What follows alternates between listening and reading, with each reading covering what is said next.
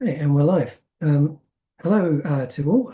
My name's Simon, and I'm joined tonight by James from the US, um, who is going to be talking a bit about a couple of articles which he has written uh, on the death of Robert Wolff and the links between uh, or, sort of why, I suppose, the two famous violent direct actions which have been taken recently were both undertaken by soldiers. James, if you want to introduce yourself, and I guess start with talking about Robert Wolff, who he is and why he's important, I suppose. Sure. I'm James. I'm based here in the US in Las Vegas now. I grew up in Florida. Um, Robert Paul Wolff, I read his book in defense of anarchism around the age of, I think, 1920. So just as I was getting ready to, um, well, I went to community college, but start up into my real 4-year university program. And the book was really useful for, I guess, buttoning up is the word I would use, kind of my anarchist, uh, my anarchist logic, my anarchist sensibilities. I would radicalize at the age of like 13 at a Subhumans concert, which was my first real show, and introduced to the word uh, anarchism at all. And then, went down a Wikipedia rabbit hole and got more into it.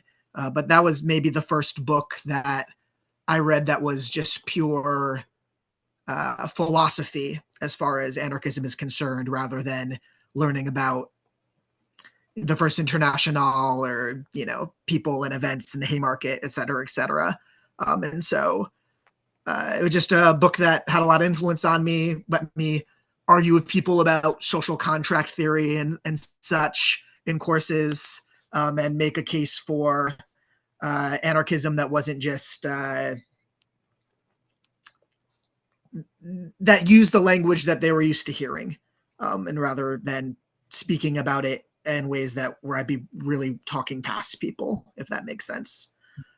Yeah, and then I learned a lot about him writing the obituary, because I knew bits about his life outside of that book, but I didn't really know about the how fierce of a advocate for Black liberation he was. I didn't know about him being in a Black Studies program, et cetera, et cetera. And so uh, writing the obituary was also instructful for me. And yeah, just a life, 91 years. It's a long time, and a lot of things going on. Yeah, I mean, in terms of kind of so part of what I was reading from your obituary was saying that in his certainly in his later life, he considered himself as a pebble. I think it was a pebble um, who was, just on the right side um, of the hill, so to speak. Um, but in his early years, he seemed to kind of hint at having been more directly active sort of himself in struggle and all this kind of stuff. I don't know whether what kind of stuff he got involved with on that end of things. There we go. Yeah, I wasn't able to find any. I mean, if I died, you couldn't find any evidence either of anything I've done street action wise, because that's often how it is. Um, Reading through his stuff, it was clear he was very active in civil rights movement era and anti-Vietnam stuff. I also found some stuff that I chose not to include, which was letters to the editor, where he disagreed strongly with a lot of the like the SDS era, quote unquote, campus terrorism type stuff, and where he was on like being like, yeah, I agree with you, but like cut it out. Like the university system is not the place to make a bomb threat. It's not conducive to the message you're trying to actually get out there, etc. But articles can only be so long, and I also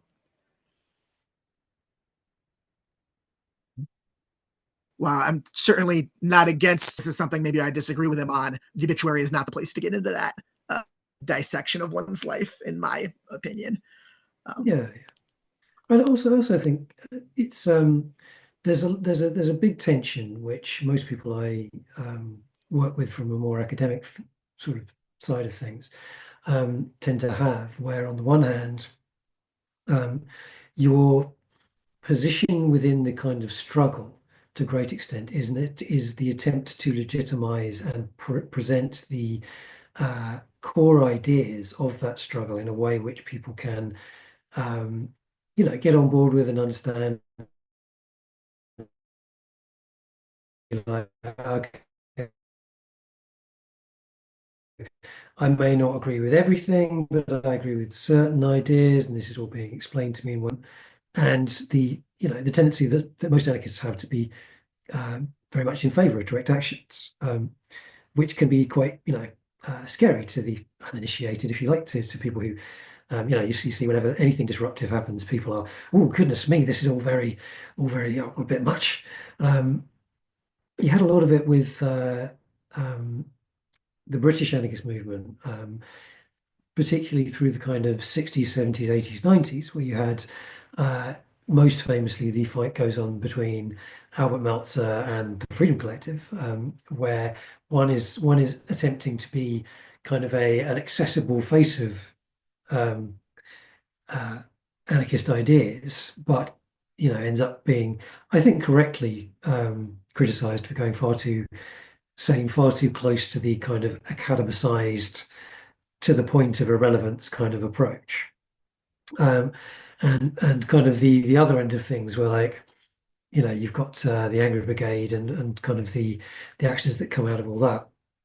Um, and exactly where kind of you kind of need a bit of both in terms of how you approach the general public. Some people will listen to an academic, some people will listen to Ian Bone shouting on the TV at one stage.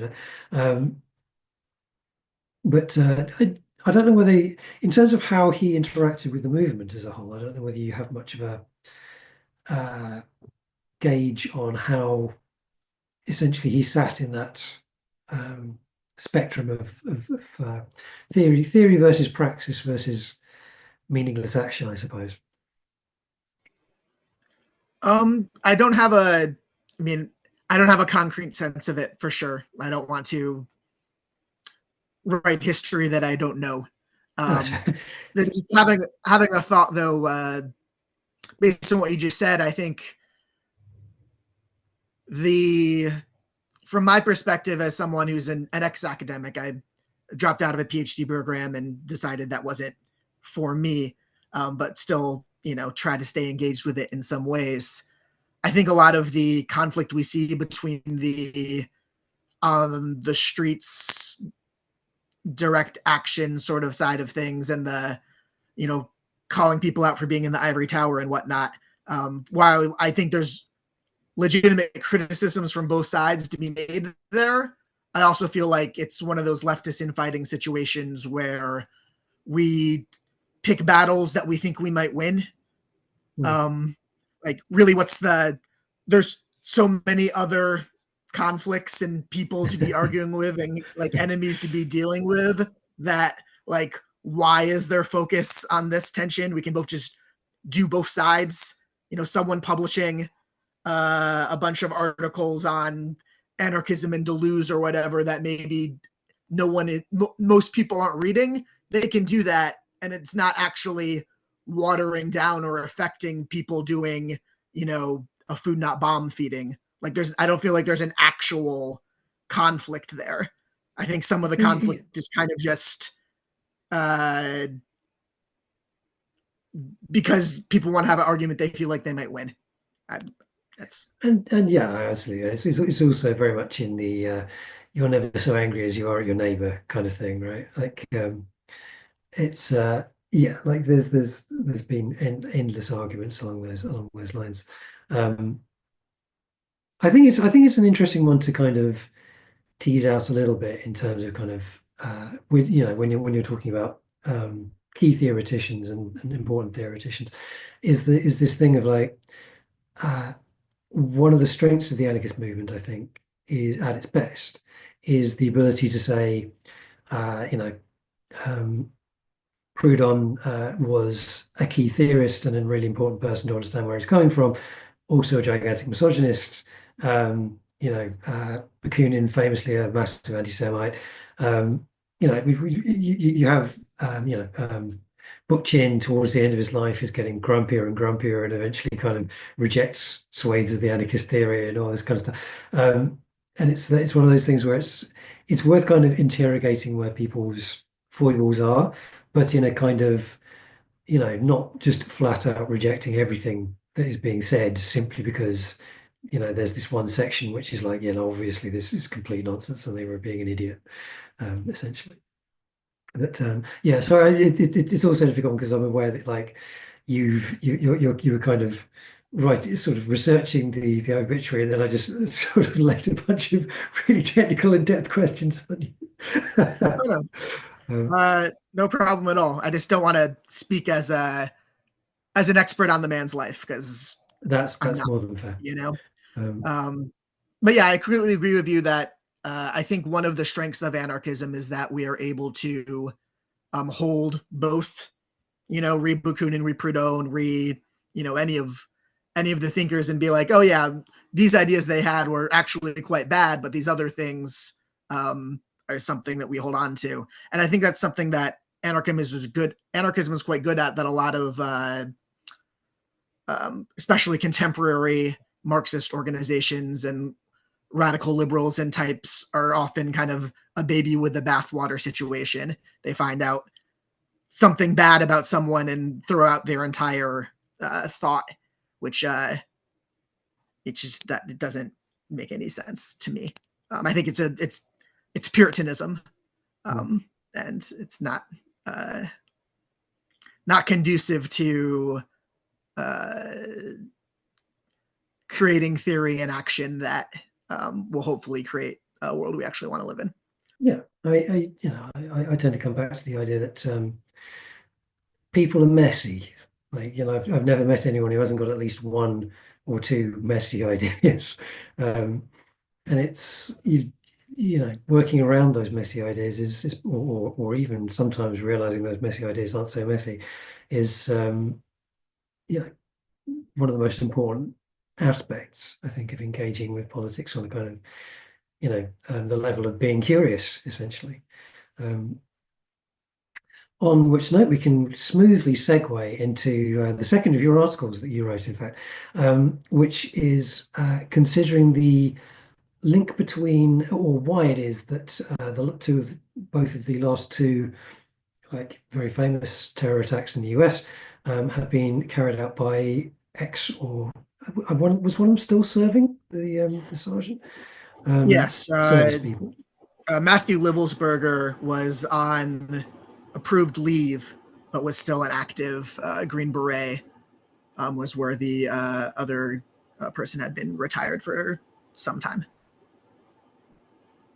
Yeah, and sort of without sort of paraphrasing too much, your sort of suggestion was kind of leaning into sort of multiple aspects of the ways in which you might expect people who have had a military background, particularly given the way that the military recruits and that way that, famously it very deliberately breaks you down to build you back up again, and how that kind of builds the mentality that allows that kind of break from um, not normalized behavior, but certainly non-violent or kind of uh, sort of non-terroristic behavior, I suppose.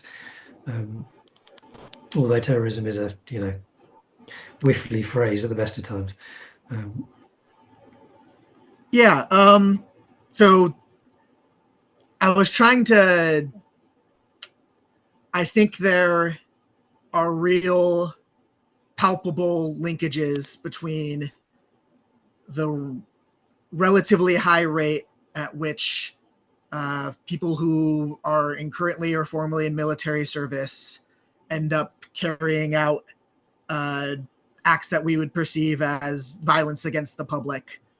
And then on top of that, just having a high suicide rate, having a very high rate of houselessness here in the US.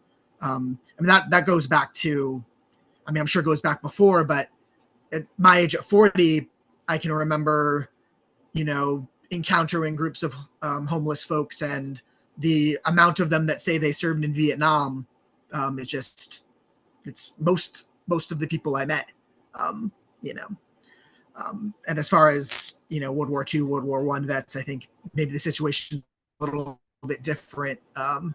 Part of that has to do with Reagan, et cetera, but that's neither here nor there. But I also want to make it clear that I'm also not suggesting that military service is kind of a one-to-one pipeline, because, I went to college with Aiden Delgado at New College of Florida, who was a conscientious objector in the Iraq War, wrote a book called Sutures of Abu Ghraib, talking about his Buddhism and conscientious objection, and,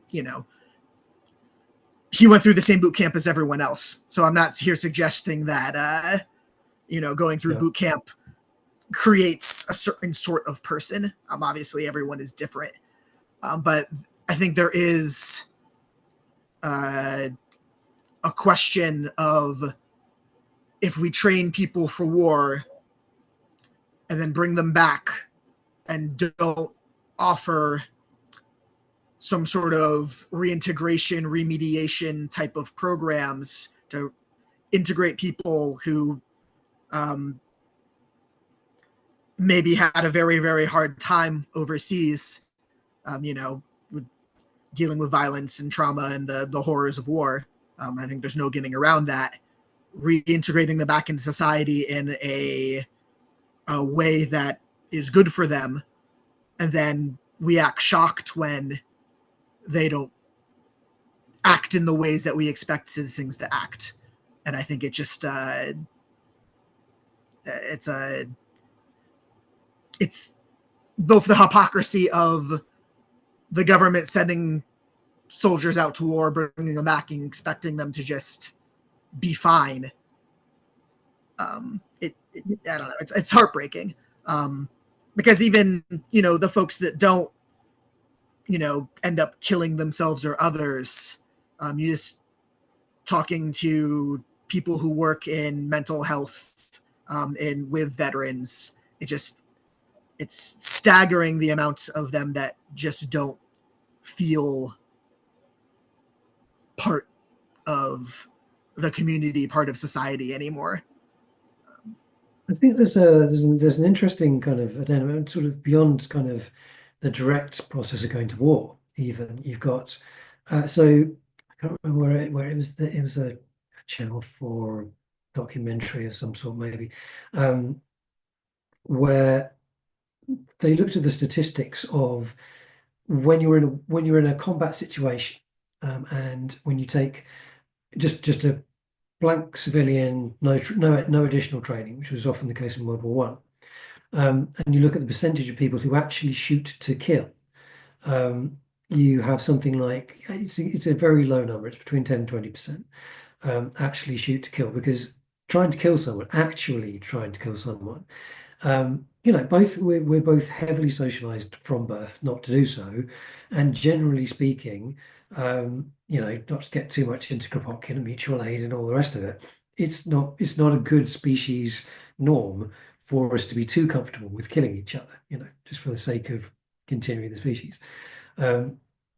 But you get towards World War II, and they start to professionalize the training process, and they start to look at ways in which you can normalize the act of killing, so that when you get people out to the battlefield, their percentage is up from the start.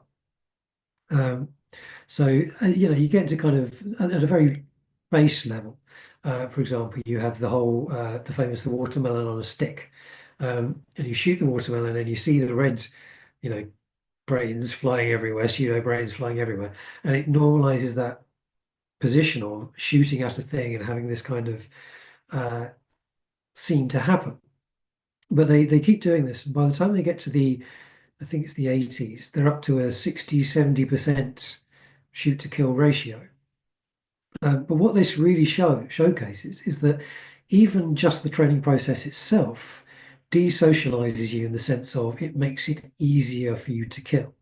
And it means that you are regarding other human beings as targets who you can eliminate. That's a thing that you know you can do, or a thing that you are desensitized towards.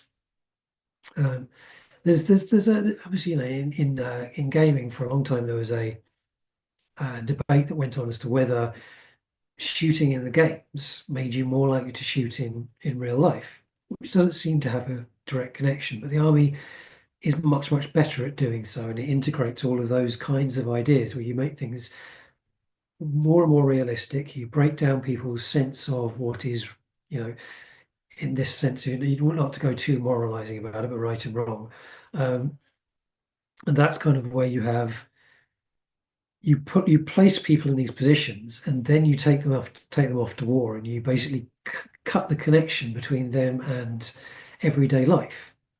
And then I don't think it's at all surprising that you then get certainly an increased incidence of people who are prepared to take extreme actions in defense of a concept, or because they're angry, or because they have no other outlet for what it is that they are feeling.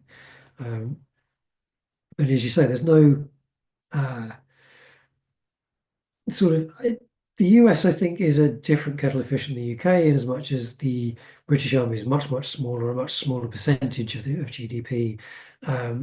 So where there are, it does have considerable shortfalls in Veterans Affairs. But I think the impression I get in the US is that it is absolutely endemic, that people are essentially just abandoned when they cease to be, a young enough pair of feet to take the bags and guns around. Yeah, my understanding of the veteran healthcare system, that the VA, is that it's a joke. I mean, the healthcare in this country, in the US, is a joke overall. So it's no surprise that uh, that you know that they're not getting the care that they deserve. One thing that was brought to mind when you brought up the kind of violent video game debate, which I agree is, like, obviously not the case that just playing Halo is going to turn you into someone who's desensitized from killing actual people. But I do think there's, especially with drone warfare now, the similarities between being trained on a video game and piloting a drone with a joystick on a screen and not actually having to be there. That there is something there. And my understanding is that the U.S. military at least does use basically video game clones of what it's like to fly a drone to teach people to actually use a drone to, hit targets. So Yeah, I yeah. mean the increase sort of the use of drone warfare, particularly in the Ukraine, has been there's a certain horror of kind of sort of reading these various articles about people, several miles behind the line with 3D goggles on, um, playing it like a video game, but with real people that are being chased around, and this idea that kind of uh, there's really no hiding places because the drones can go anywhere essentially. Um, but Yeah, and not to get too far afield, but I think it's only a matter of time before, at least in the U.S. military, that those drones are being piloted by fucking AI scripts, because that's the way things seem to be going. So just a further, and this is gonna sound not to in any way romanticize or glorify warfare, but it's a dehumanization even of the most horrific, monstrous thing that humans maybe do. We're taking the human element out of warfare, which is potentially scarier in some ways, because it just the mechanization of of destruction and violence is just really hard to wrap your head around. Well, it's That's something which I think essentially it's an extension of the same phenomenon which you see in oh, do you remember the WikiLeaks Iraq video that they had of the I can't remember the name of the leak, um, but yeah, you had a couple of soldiers in a helicopter um, looking through a grey viewfinder, seeing these people, wandering around the city, taking pot shots at them and laughing and joking about it because, not only have they gone through this dehumanizing process, and then you have the extra layer of distance which is provided by um, being sat behind a screen. But you're also, you're safe and warm and dry, and you're chatting with your mates and cracking a few jokes, and um, like it's famously when you like if you work as a doctor or as a journalist or in jobs where you see a lot of uh, otherwise traumatizing stuff, you end up just cracking jokes and kind of it's dark humor. It might not be that you've stopped caring, but certainly you have removed yourself from the situation because that's the coping mechanism, right? And as a soldier, if you have removed yourself from the situation, it makes you just all the more dangerous, essentially. Um, but yeah, these it was actually quite noticeable with the assassination of the Hamas commander. I don't know whether you saw the drone footage that he was sat in a chair. It was so it cut off before you could see anything particularly traumatizing, but the actual scene was this Hamas commander sat in a dusty armchair surrounded by rubble, and the drone flies in through a fallen wall essentially, and is filming him, and he sort of picks up a stick and throws it at the drone, but it could have been easily a video game um, viewpoint, essentially. Like I've seen similar things in Call of Duty, for example, um, which does lead us on to uh, Gaza, or specifically to direct action against what is happening in Gaza. So I don't know whether you've read the article on Freedom. It's about a factory in Glasgow being smashed overnight for its links to the Gaza genocide. This was a production facility for Parker Pradipha's technology division, um, which is linked to Leonardo, which is an Italian-owned arms manufacturer. So these are stories which have been sort of out and about a lot in the UK because Palestine Action, which is it's the main group doing direct action essentially against the war, and they've been their strategy has been quite close to animal rights activism and to sort of activism which took place certainly in Britain in the 90s and 2000s, um, where they don't just go after the arms firms, they go after the chain of production. So you might be a couple of steps down, you might be a financier of that, or you might be making widgets which then go to an arms firm's factory. And they go after that because those companies aren't necessarily expecting them. They've got less to lose by withdrawing from the process, which then puts pressure on for sort of downstream. And they've been quite successful at it. There's quite a few, especially since the UK government expanded on who can get jailed for what and for how long, to sort of extend protester sentences. Um, so there's quite a few people who need support at the moment. But I was wondering, in the US, is there anything sort of similar that's going on in terms of groups that are taking those kinds of sabotage actions? If there are, I'm not aware of it. There are certainly, um, just speaking from the Vegas perspective, we've had protests outside of casinos that are known to be partially owned by people that are, partially financing IDF type stuff, et cetera, et cetera.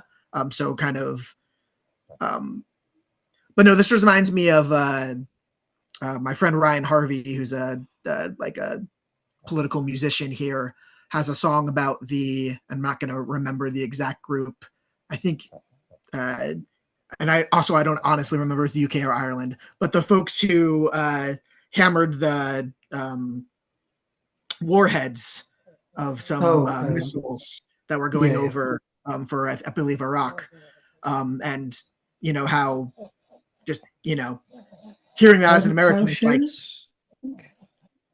yeah. Hearing that as an American was like, wow, that's, awesome. We should be doing that here. And then I do think there is a part of what's going on here is you wouldn't get anywhere near a factory in any way connected to the military here. It's just a different level of um, militarism and quote unquote anti-terrorism. There, we have giant fields of no entry zones before you even get to a building.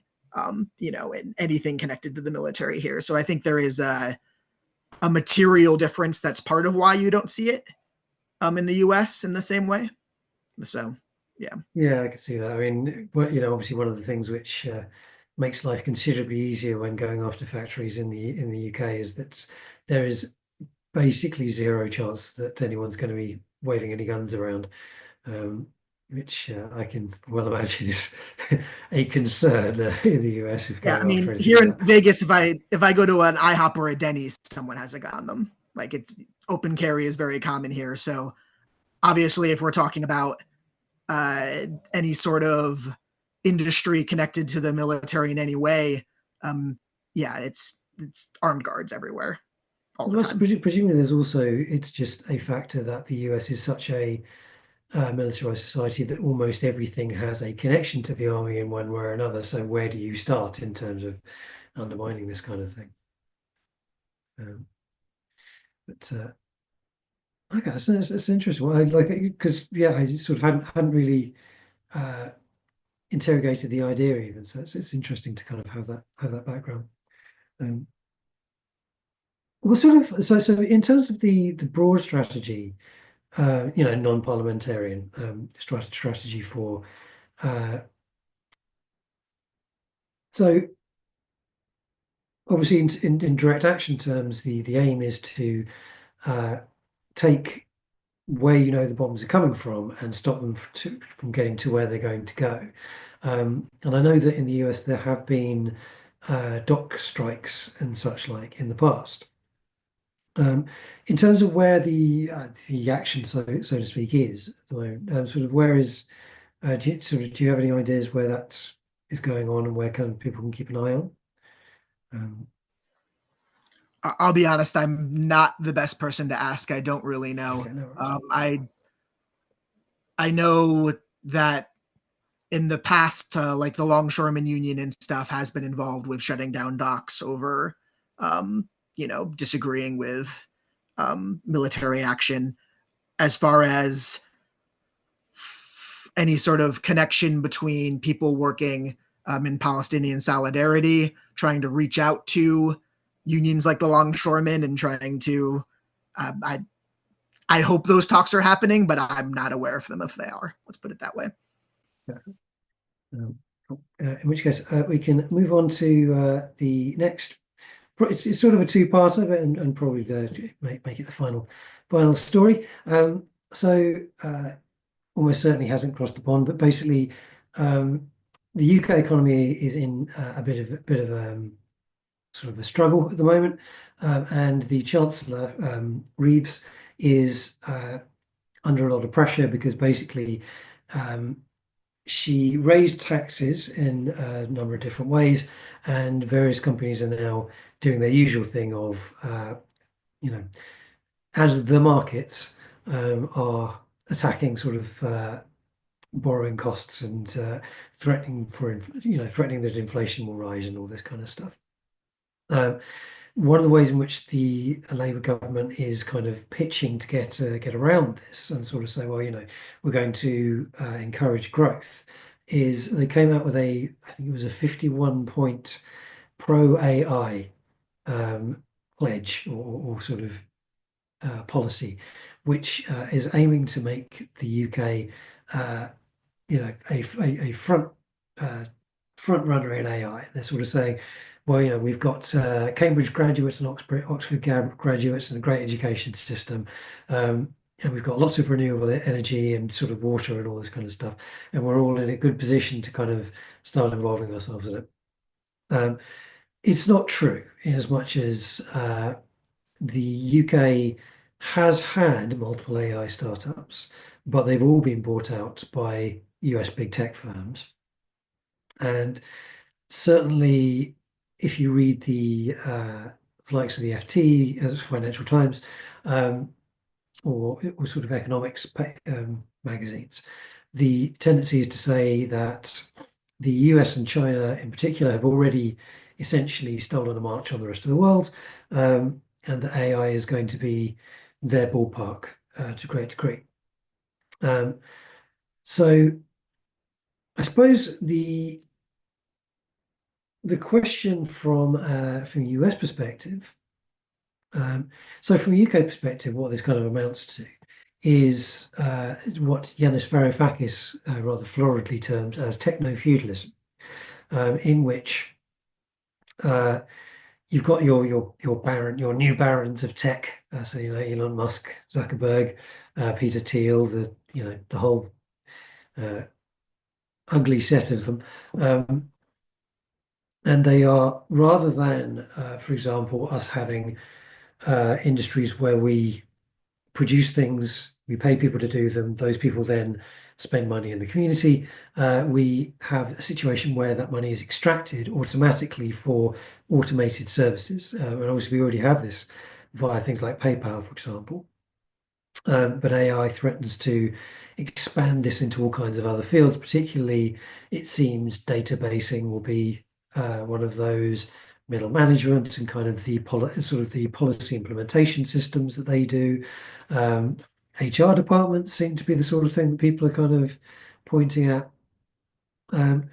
So increasingly from the perspective of a second tier power, one which attempts to have its own imperial outlook, but is fundamentally weaker than greater imperial powers around it, primarily the US, China, and the EU. From our perspective, it seems to be that we're transitioning into an extractivist situation where our whatever we produce is skimmed continually by US based multi-billionaires. I think it would be an error to pass this as the US is taking money from the UK because ultimately these firms pay to shareholders who then don't pay taxes to the US and tend to hold the money anyway. So I suppose the conversation point, I suppose, would be talking about the ways about it's essentially internal imperialism in that sense, I suppose, that happens in parallel to external imperialism, and how you would see that kind of interacting with and imposing upon kind of America, which is obviously a big place. So maybe not all of America, but certainly bits which you kind of have a general idea of. Yeah, big question. I'll start with outing myself as something of a neo-Luddite, and so any talks about AI and it skeeves me out. It's not my thing at all. I mean, I'm quite pro tech as a general rule, but AI, crypto, that whole basically, if a tech bro is saying it, I am immediately both suspicious and slightly cringed. Yeah, I think that's a good baseline to have. Whether you're pro or more anti-tech, which I would identify myself as.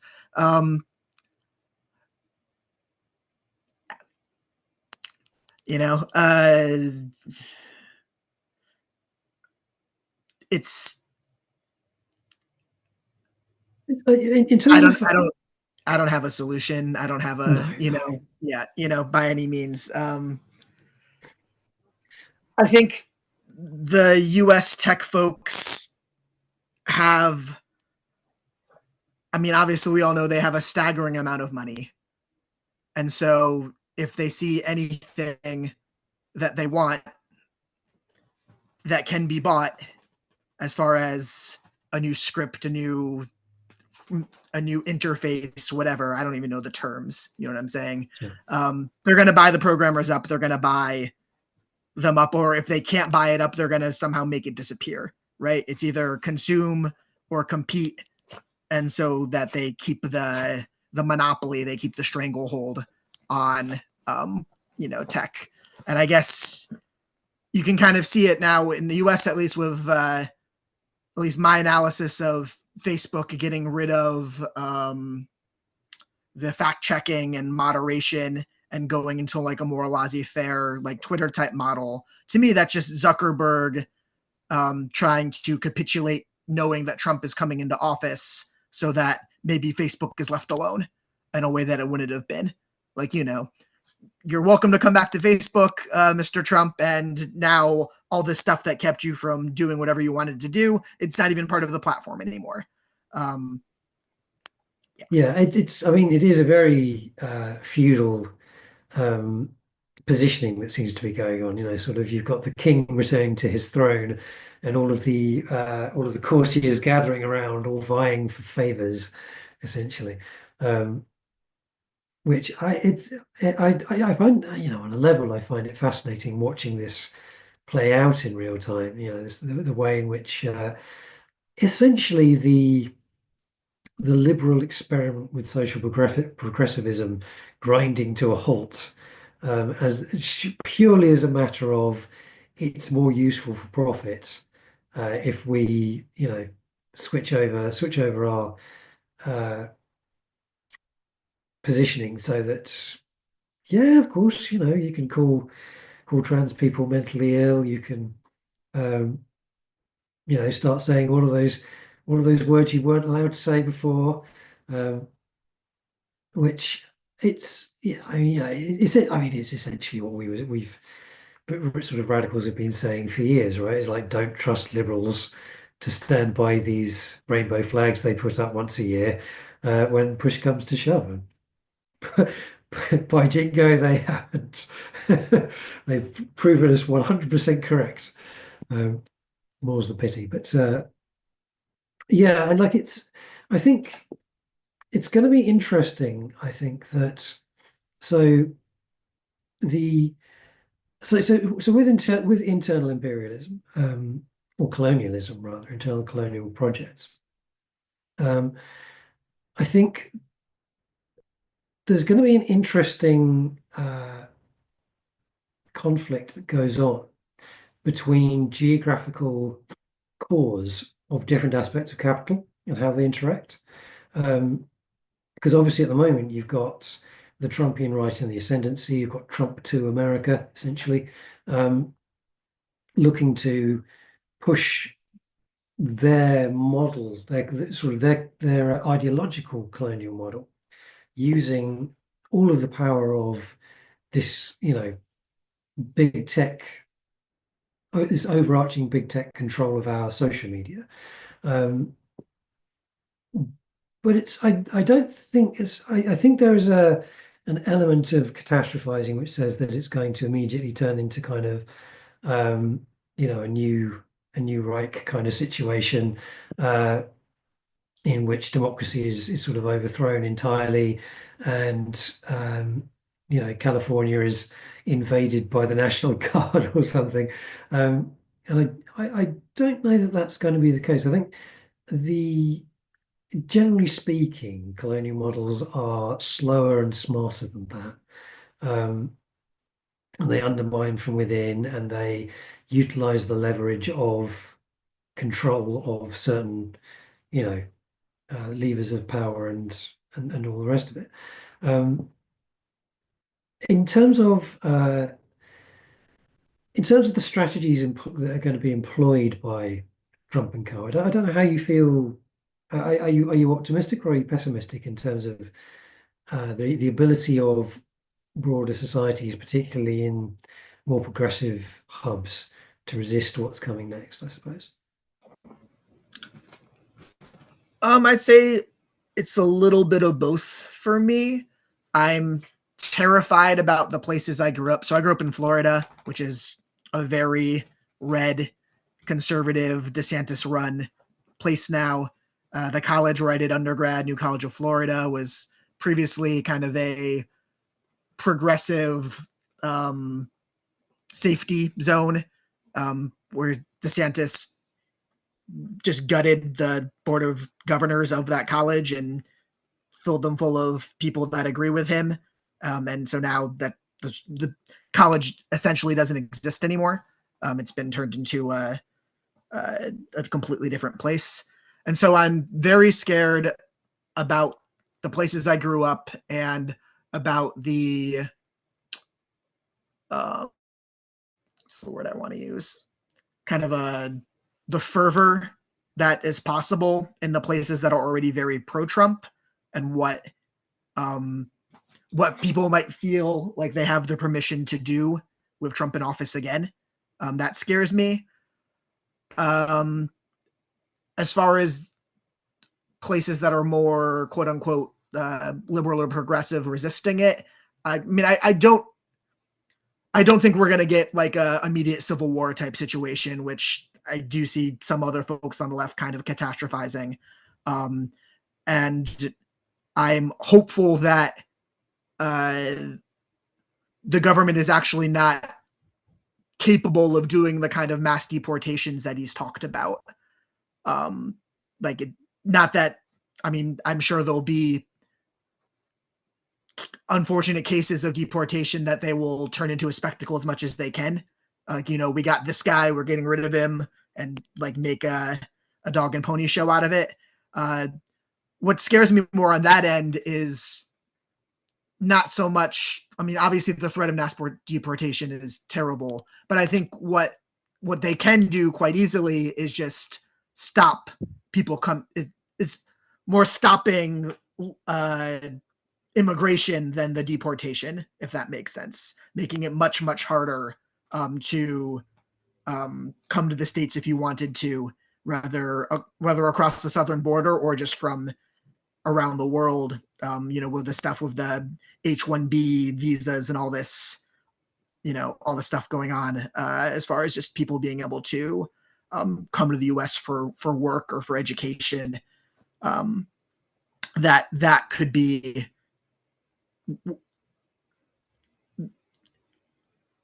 I don't want to use the word isolationist, because economically, I don't think we're going to become an isolationist country. Just because the world economy is too dependent on each other to do that. If we stopped taking in Chinese manufacturing, we just wouldn't have anything. Maybe that's a little hyperbolic, but that's kind of how the sense I get. But at least on a cultural and intellectual front, I worry quite a bit about becoming like a isolationist sort of place, even more so than we are. Yeah, I think so. So Britain can't be isolationist. Like as an economy, we are 100. We can't create enough food to feed ourselves, let alone we don't have much in the way of raw materials anymore because we've already mined most of them. Most of our manufacturing base has long since disappeared overseas, and by far our biggest output is services, which is it's a thing that increasingly you can just hire someone in any other country to do roughly the same sorts of jobs. And yeah, like I think the US obviously has immense resources, both natural and in terms of just the depth of its population, the sheer size of it. But it, I think Trump and co.'s rhetoric is broadly divorced from what they actually want to achieve most of the time. Trump wants to get richer and he wants his mates to get richer, and they can't do that by completely isolating the US. I mean, you see this with the H-1B visas incident, where Musk suddenly incurred the wrath of the whole of MAGA by saying, "Oh, well, actually, we kind of need skilled immigrants to come in and do your jobs for cheaper because we need the skills." Um, and everybody sort of professed themselves shocked by this. And I think most of the left, or certainly the ones with an economic analysis, were like, no, it's not shocking at all. They don't, this is obviously they're going to behave like that because they are first and foremost business people.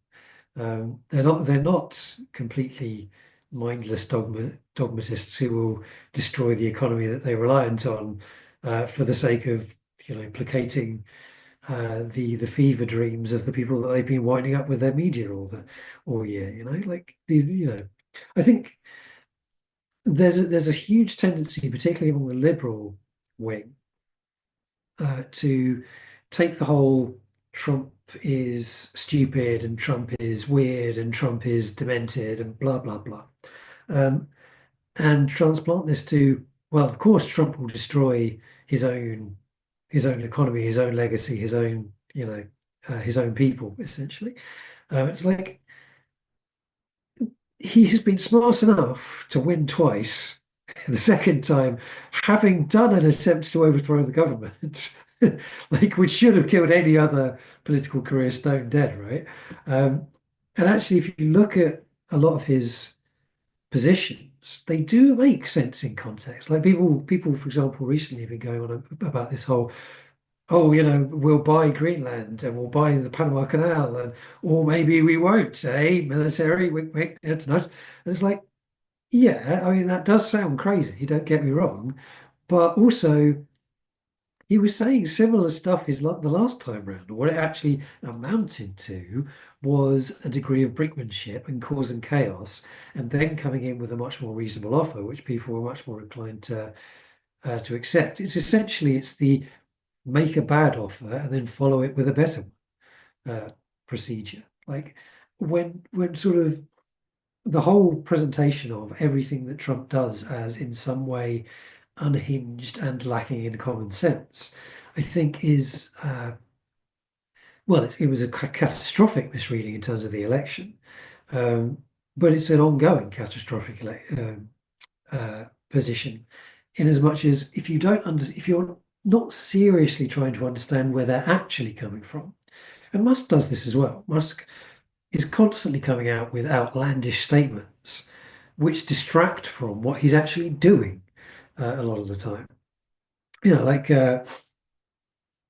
half the stuff he says on Twitter, a week later, does anyone even remember it? Because he's still saying other like weird and wonderful stuff.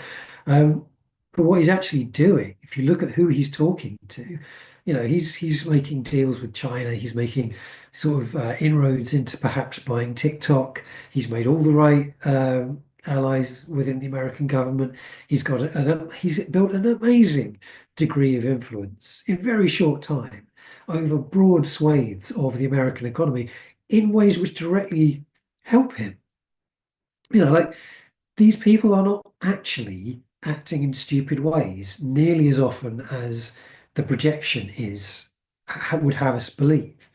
Um, and I think this applies as well to, yeah, sort of the way in which they're going to approach uh, infiltrating and taking over aspects of American government and culture in the longer term. Like I see various aspects of how they act, and I see Orban in them. Viktor Orban, the president of Hungary, probably the most effective far right operator in Europe, bar maybe Maloney in Italy, um, in our lifetime. A genuinely brilliant political operator, and they are quite clearly taking lessons from him, and that should scare the pants off people because he's taken Hungary. If you look at the direction of social travel in Hungary, it's not just that he's new to the media and taken control of the judiciary, it's that he's taken the public with him. So Hungary, for example, as with much of Europe, is not very religious. I think it's something like 40% of people are or sort of consider themselves to be highly religious, and maybe another 20% who are somewhat religious. But that's, that's lower on a global basis, and it's kind of in line with European norms. But their homophobia is more in line with religious countries. It flips. It's essentially 60% of people roughly are very homophobic to some degree. And he's brought social conservatism along for the ride whilst not needing to rely on religion. He's just inculated those ideas in society through an ongoing aggressive social campaign with media power behind it, and increasingly with aspects of the state as well. And I think that's something which, I mean, the UK is probably going to have to put up with this in about 4 years' time, 4 to 8 years' time, as and when the Tories and/or Farage take power, because the Labour Party has no, as the Democrats have no economic answers to the crisis of neoliberalism. So they're going to fall flat on their face. They're not going to solve anything, and they're going to be replaced by xenophobic nationalists claiming the solution here is to be xenophobic and nationalist. But yeah, I think I don't know whether is that something which you feel is there a wing of the left or the anarchist movement that is kind of focusing that kind of sense on that kind of uh, crawling forwards of far right social control, I suppose, and what to do about it? I mean, I think there's certainly folks in the US who are focused on what I'll call fascist creep, for lack of a better word, and talk, both bring attention to it and try to organize against it. As far as like a more like an organization, I don't necessarily see it. I'd say the left in this country, you have the handful of kind of state socialist parties that run a president every year for no reason. You have that kind of shit going on.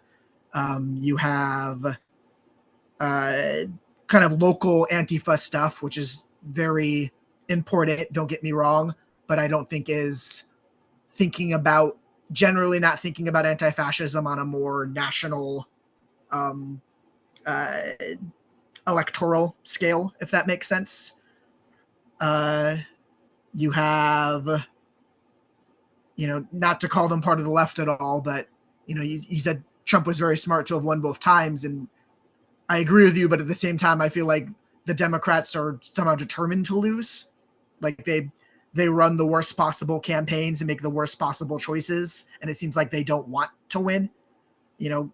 Kamala was, when she ran for president in the primary, was one of the first to drop out because her numbers were so low. And then instead of having a primary to find someone popular, they just run the so-called incumbent. Like it doesn't make any democratic sense. And democratic sense, it doesn't make any majoritarian sense. Like if you're running for high school president, you wouldn't run the person that isn't the popular kid, right? It's silly. Yeah, so I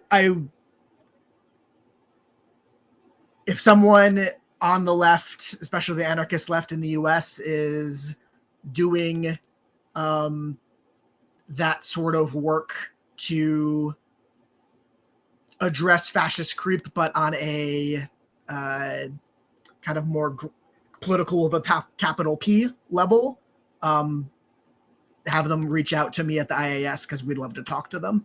But I can't name anyone off the top of my head, to be honest with you. I mean, I'll say that folks like Shane Burley and Spencer Sunshine and I'm going to leave someone out and then feel bad about it. But there's a lot of journalists doing really good work kind of tracking this stuff. But as far as organized coalitions working against it, not off the top of my head at all, unfortunately. a project for both the US and UK left, I feel, to engage in. Yeah, we've got very similar with the electoral stuff. Um, they've set up another new party to challenge Labour from the left.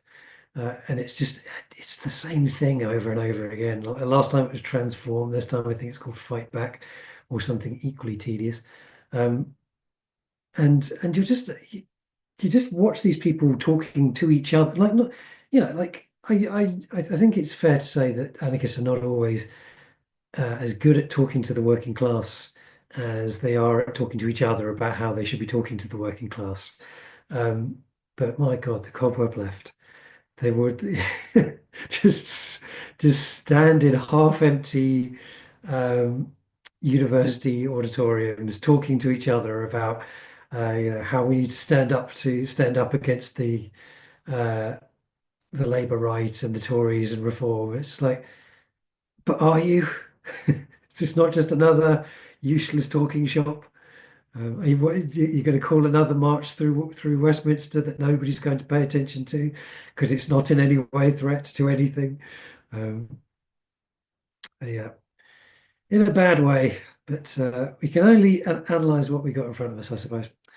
On which cheery note, we have come up to an hour, which is, I think, more than enough to expect our long-suffering viewer to put up with. Um, thank you very much, James, for coming on and having enjoyable chat, Yeah, and also thanks for for having listening me. to me waffle on. It's always appreciated. Um, and yeah, I hope to have you on again.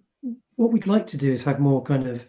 At the moment, it's very much kind of dependent on maybe we'll have one or two people who are available at any one time. But we'd quite like to have more kind of roundtable discussions where, rather than me sort of asking you questions which you may or may not have any answers to, having more people around who can be like chiming in, going, "Oh, actually, I have a thought on this," and all that kind of stuff. Yeah, and I mean, to Mm. be quite straightforward about it, like the sort of higher level financial stuff.